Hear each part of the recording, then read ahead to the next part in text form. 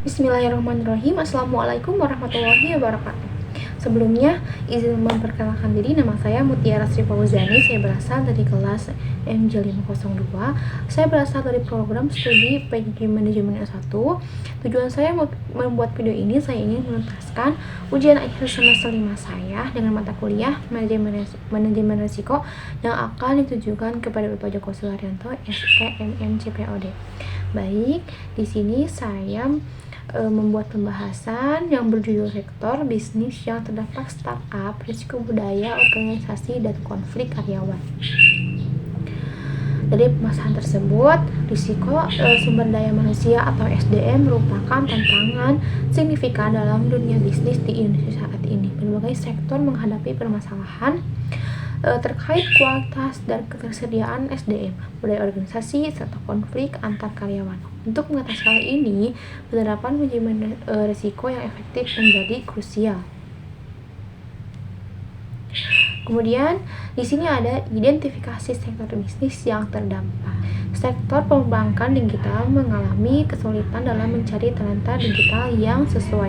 Direktur Utama Bank Jago, Arif Hanis Tanjung, mengungkapkan bahwa jumlah tenaga kerja terampil di bidang digital sangat terbatas dan seringkali keterampilan yang ada tidak sesuai dengan kebutuhan industri.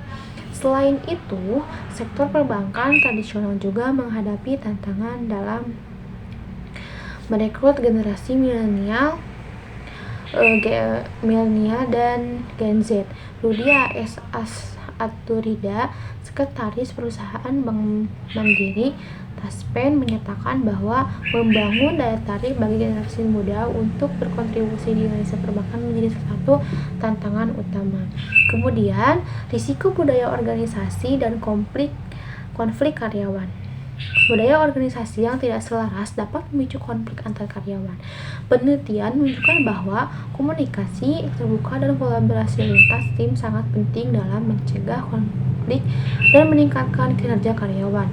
Namun, jika konflik tidak dikelola dengan baik, hal ini dapat berdampak negatif pada produktivitas dan moral karyawan.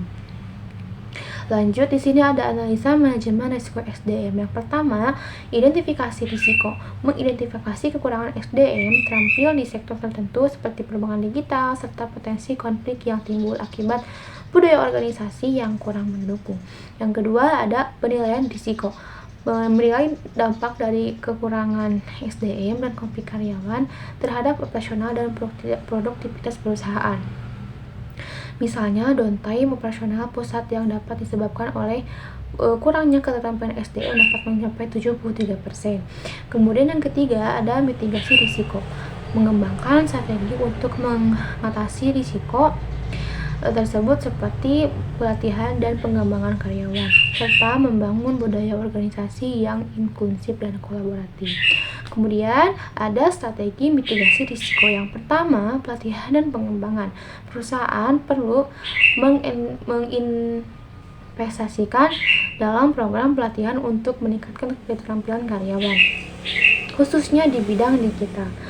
Kemudian ada rekrutmen proaktif, membangun kemitraan dengan institusi pendidikan untuk menjaring talenta muda yang potensi sebelum mereka memasuki pasar kerja. Yang ketiga, ada budaya organisasi positif. Ini mendorong komunikasi terbuka dan kolaborasi antar tim untuk menciptakan lingkungan kerja yang harmonis dan produktif. Kemudian ada manajemen konflik. Mengimplementasikan mekanisme penyelesaian konflik yang efektif untuk mencegah eskalasi masalah di tempat kerja. Jadi, dengan menerapkan strategi-strategi tersebut, perusahaan di Indonesia dapat mengurangi risiko SDM dan meningkatkan daya asing di pasar global. Dicukupkan sekian presentasi dari saya. Mohon maaf apabila punya kesalahan dari pembahasan atau kata-kata saya. Semoga bermanfaat. Wabillahi taufiq wal hidayah. Wassalamualaikum warahmatullahi wabarakatuh. Terima kasih.